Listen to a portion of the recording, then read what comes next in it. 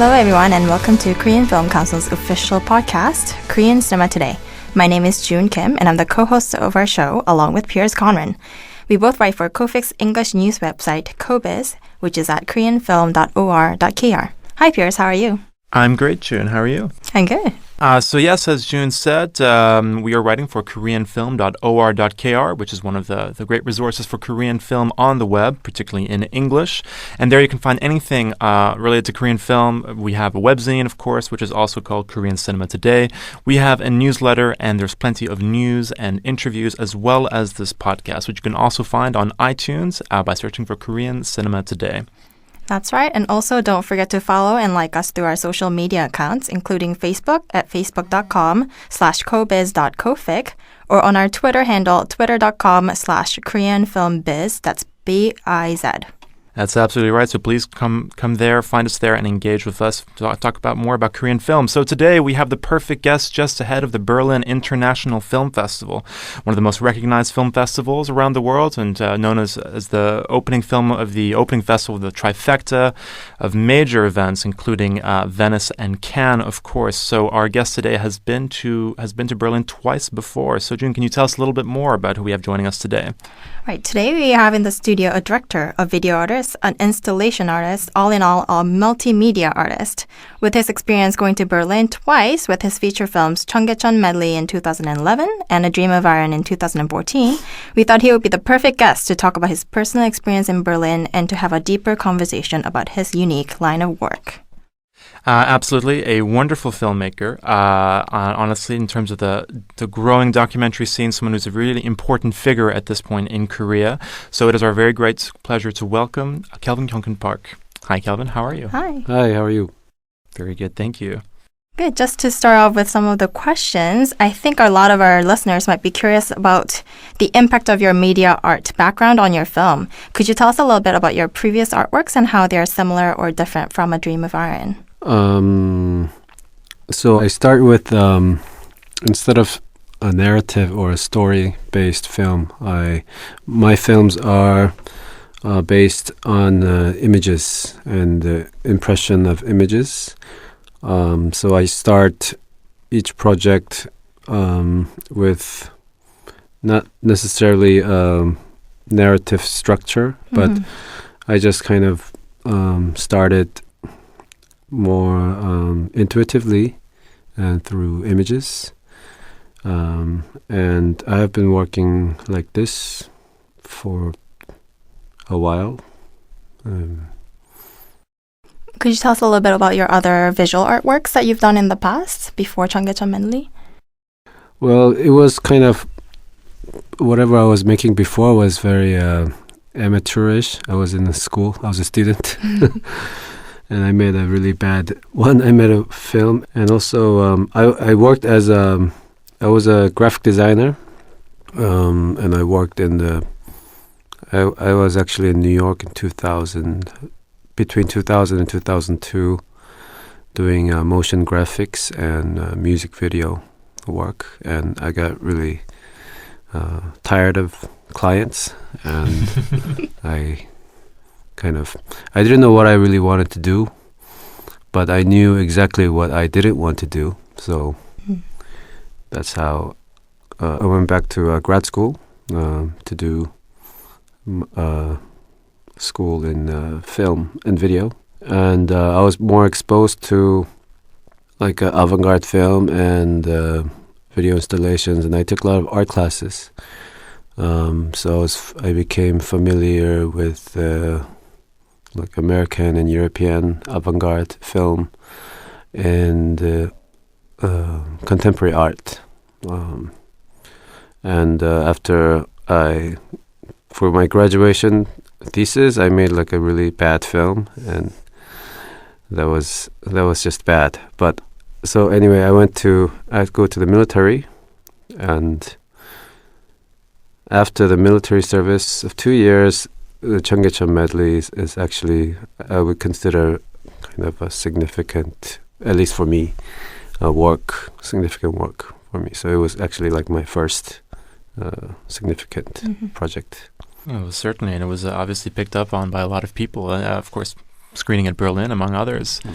So then, can you tell us a little bit actually about some of your influences? You talk about you were exposed to a lot of avant-garde art before embarking on Cheonggyecheon medley. Yeah, so my problem was that I was exposed to all these things, and I really liked it, but it's not necessarily my own. It doesn't come from my own experience or my culture. So one of the problems I had when I was working on Cheonggyecheon medley was that I was trying to find a form that is relatively like a fresh, but I kept being influenced by my education, and I guess those art and film that I've been exposed to. The language is actually not of this place, so I had difficulty how to kind of erase what I was exposed to.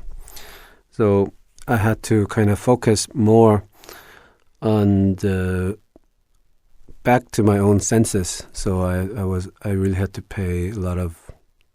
spend a lot of time observing and really thinking about what that means and listening, making relationship with people there.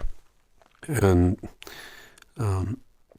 so that was one of my big challenge, to kind of erase, grad school. Okay. So then you're talking about these foreign influences, quite literally, these influences you picked up overseas. So there was this, you're trying to kind of come back, connect to your own senses, but also is that you're also referring to more of kind of the Korean background. Obviously, your works are both very much rooted in Korean society. Well, that's maybe the result of it, but not the intention. Okay. But if I tried to do that, I wouldn't have developed what I have now. So I think it's important for me to, as an artist, really trust my own subjective point of view, and develop that trust of really relying on my own experience and my own emotion and my own senses, which is quite difficult because I'm very unstable emotionally. Well, I think every good artist is. And insecure and all these things. But anyway, so it took me after filming a year or two, I came back and I stopped filming, and then for 10 months I was really doing nothing because I didn't know how to edit all these materials together. So for 10 months, literally, I was just lying on my floor, moaning and groaning. Well, everyone has their own process to kind of get it out. Yeah, and then 10 months later, 11th month, and back then my girlfriend at the time, she was complaining, I should get out and make some money. Something like that. So, and so it just came to me later on. So, how to organize these things together. And so you had obviously working in different kind of art fields. You work with these kind of visual installations. You've also been involved in music earlier. But what is it that drew you to film as a medium? What did you find attractive in the medium? I actually have to make a confession that I don't really like films too much. I'm not like a cinebuff. Cinephile. Yeah, I actually despise them because all they do is watch movies. Right? That's me. Yeah. Yeah. Maybe I have to think about you again.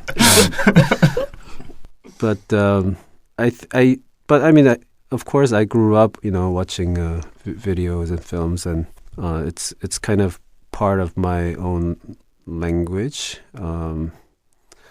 But it's not the, I never wanted to be like a filmmaker, right? So it's just a medium that I use. for expression. Great. Okay. Going back to Berlin Film Festival, you premiered last year at the festival, and now it's just coming around the corner. And post Berlin, you've been to different other international film festivals as well. So I was wondering, what was your experience like in Berlin and other festivals? It was interesting for me because it was, well, not this time, but previous. What is it, like 4 years ago? So 2011. Yeah. So it was, I was really happy that I didn't know what Berlin Film Festival was. And then my producer, she was like really happy that I got into the festival. And I was like, oh, that's great. But I didn't really know what it was. But I went, and it was interesting. I mean, I was obviously very happy that finally my dad would leave me alone. Like I got into some recognized something. But I was very naive, and I was just, I didn't really think of anything. But the second time I went, I thought, there is a kind of weird, strange dynamic, at least from my point of view, about presenting my film in a European country. Mm-hmm. There's a lot of complex things going on in that itself, and I became much more aware of how that structure, or the institutional structure, and how people around it, among it, interact with my film, with this institution of film festival. So I became more aware of it. But my general impression was that I don't really like film festivals too much, and so I spent, maybe I shouldn't say this, but I spent most of the times in the park and the cafes. And That's fine. Actually, a lot of directors end up exploring the city more than going to screens. It really depends on the person. It does, but it can be very overwhelming, and especially at a big festival like Berlin, a lot of people want to kind of get away from that. Mm-hmm. It's completely understandable. But speaking of this, you're saying you had kind of interesting experience watching how people interacted with your film. Would you say that this affected the way you went about making your second work? Not directly, but sure.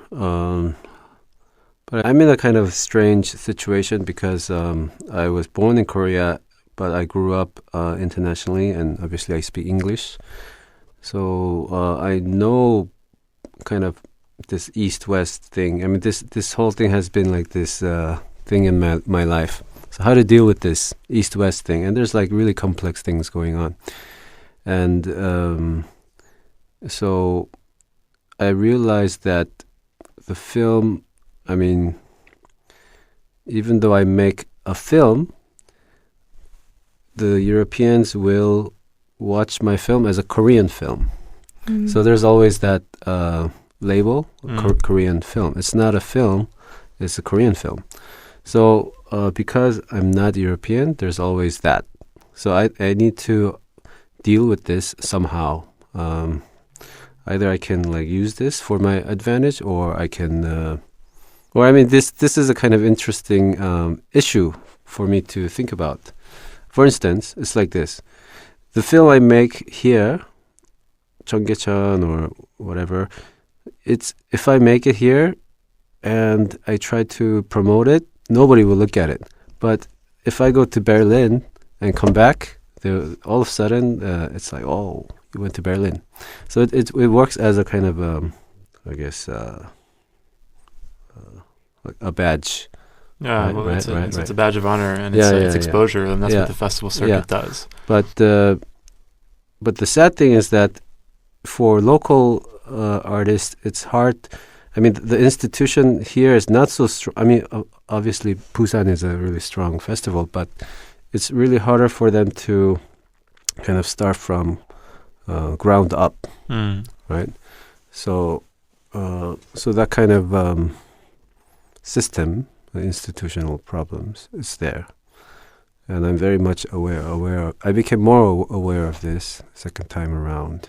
It's very much a top-down industry. I mean, obviously, you have on one end can be a huge amount of exposure for people making films, but on the lower end, and I don't mean that in a negative sense at all, but just in a budgetary way and kind of in terms of exposure and marketing, and certainly the art side, it becomes a very different question. And so, yeah, something like a screening at Toronto or Berlin, these things become very important because it eventually means press inches and its exposure. Mm-hmm. Yeah, and I didn't know I was really stupid. I didn't know this is like an industry. I thought it was just like, oh, festival, right? Let's go and have fun. But no, it's like business. Yeah. I didn't know this. It's work. So, yeah, it tells me a lot. Yeah. So obviously you've had a theater setting for a screening of your films, but I know that you've also screened your films at a museum and galleries. So I was wondering, what would be the ultimate setting that you would want your film to be screened in or viewed in? Maybe the preference. I mean, there's on both sides. There's things I like about a theater setting and then the gallery setting. And I don't know if I have a preference yet, but I think I'm going more towards this kind of a spatial. Using film in a space. But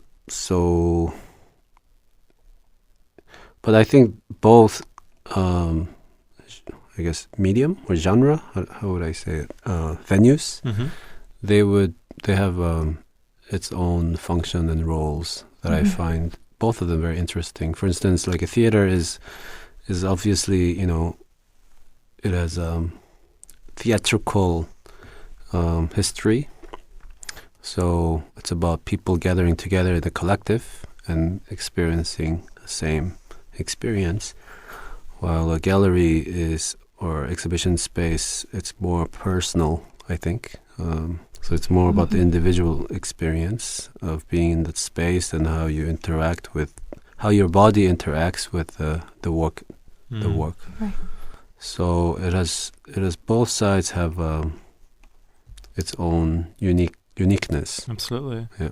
Are you working at all to kind of find a way to kind of dovetail both of those experiences and kind of a new form of viewing kind of these kind of installations or film materials? I just as we were talking about this, it occurred to me, are you familiar with ScreenX technology, the CGV's thing? Oh, yeah. The kind of the triple screen thing. It's just something that occurred to me because if you have these kind of different visual installations, could you? I mean, not that per se, but something of that nature. Are you interested in exploring different ways of new mediums, of new visual mediums? I mean, I'm not so interested in those kind of technological innovations, but I'm very interested in different ways of experience. I think all it comes down to is the experience and the memory that you take from that experience. So, I mean, whatever it takes, I mean, it can happen, right? But certainly the genre is, I think, it's really all about market, I think. So if you can if you can take this boundary and if you can be more playful with it instead of being like, okay, this is the setting that if you just accept the frame, it's kind of very limited, I find. So you mentioned in a talk that most documentaries are fictional. Other than the part about your personal life, most of the subjects in your film are inanimate objects, so meaning that they couldn't be any more than just be observed. So could we talk about the efforts you made as in choosing your certain angles or framings? And even with the still camera, the distance and the focus are very selective. So can we just talk about some of the choices that you made with your film? I think maybe because I've been very nomadic all my life, I have very difficulty with intimate relationships. So I have a really difficult time shooting people because people are very, to me, very overwhelming. Because when I shoot somebody, when I shoot a subject, it's like most likely to be very different than the way it really is, because there's just so much information within a person. So his expressions, gestures, like any, it's this whole person, right? And it's very, I have difficulty filming people. But I mean, I'm trying. I think next project it's going to be more about people. But I think it's really all about people, actually. So I'm eventually I have to deal with people instead of just my cat. Why not? Yeah, we would love to see a film about your cat, by the way. Yeah. While we're on the topic, do you want to talk about a little bit more about your next work? Yes. So I'm I didn't get the complete permission yet, but I'm shooting a film project, more or less, installation film about the Korean military. So I wanted to have a very subjective point of view of how I experienced the Korean military, and I want to focus more on people this time. So and more about how the body is used to make a character. So I'm interested in the bodily movement, tensions, and things like that, and about individuality versus collective and things like that. So that's going to be my next project. But it also sounds quite personal. You had mentioned also about your father's experience in Vietnam, right? And you're going to be. Is that still part of the project? Yeah, I mean, my father is from military background, and I had the difficulty with him when I was younger. Now it's a little better, but I just couldn't understand where he's coming from. So, but it's this military experience, especially South Korean military experience, I think is really strange because it's mixed with like Confucius values, and it becomes something very strange thing. So I guess, yeah, I think any good work should come from a personal place, but it's not. I don't know if it's gonna be like a portrait of. It's not gonna be like a portrait of my father or anything like that. But it's about this kind of emotional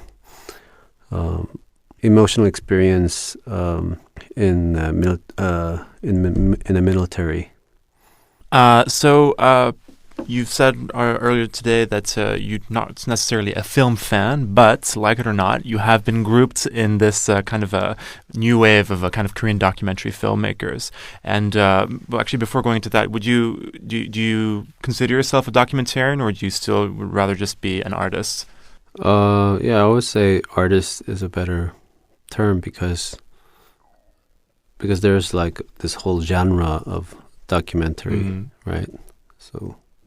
I mean, definitely. I remember when I first saw Dream of Iron, I was expecting a documentary, and it was much more a visceral piece of art. So it's a fake move, experimental film.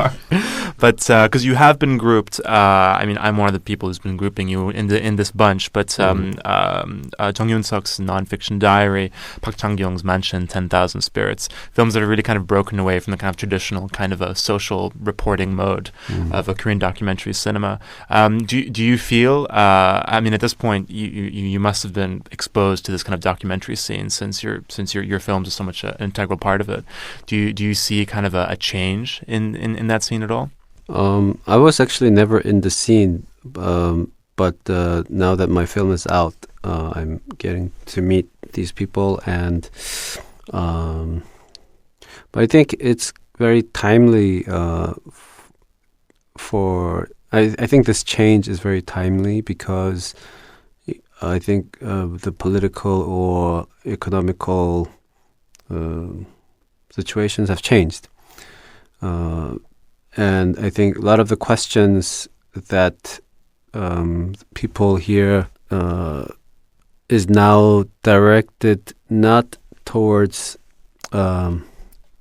the world, but I think the question is really being redirected to themselves. So that the filmmaker or the artist really has to think about his own subjective view in relation to that particular reality. So and I think it's because I think filmmakers and artists are, I think people in general, we are becoming much more individualistic, so that, you can make a film about a same topic, but whoever looks at it looks different. I think also whoever's watching it also takes it differently as well. Right. So. Absolutely. I mean, it's a very subjective medium, and I mean, documentary cinema can be very peculiar compared to fiction cinema, which kind of has a very kind of much stricter mandates in terms of how you construct them. Mm-hmm. But do you think you've mentioned a little bit kind of about the political, the social sphere, how that's kind of changing in Korea, or the mood? Do you think that documentary cinema has a very important part to play for kind of the progression, kind of the progression of social ideas in the country? I really don't think so. I mean, I don't think, of course, this is my own personal point of view, but I don't think films change the world or anything like that. I think maybe it's the reverse. Yeah, I don't agree with that, because I don't think film ever, or documentary or social, politically motivated film, actually changed anything, ever. And I think the idea of like a development or social progression itself is kind of false idea. But I think if I think about my work in relation to society, I think it works like this.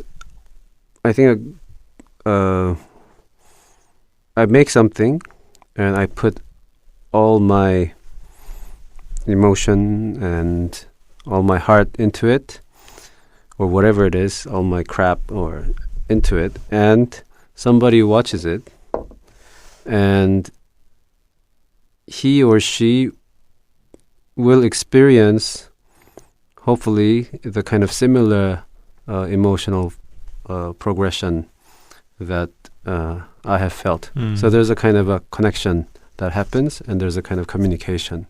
So it creates a kind of a release, or like a sense of bonding, because there's communication happening. But I don't think it really changes like a political landscape or anything like that. I really don't believe in that. But I think art and film has a different role, where its role is to not really function, but to have something that is like really, it doesn't do anything, it doesn't change anything, it doesn't, it just costs money, but it doesn't do anything. So I think that art has a role of doing that, where it becomes very useless, and people find the kind of I think people who like art enjoys that for its art for art's sake. So is it something that you do more? You've said it before. You told me last year when we interviewed that my art is best when it's useless. So do you think it's more of a question of you're doing it for yourself? Yeah. I mean, if I would lie if I say I would make this for people or mankind. It's nice maybe to say that, but I would be lying. But it doesn't hurt to get a few people to watch them, right? Yeah, so I think this is a kind of a big, it's a kind of fake Cheating? move that people say, we can change the world with this film. I don't really. I don't know that any one film ever changes anything, but perhaps everything can be part of a slow dialectic. But, well, do you have something to say about that? Sure, I think it can create discourse, but it doesn't work. So, I mean, the way it functions, it doesn't work so much linearly, I think.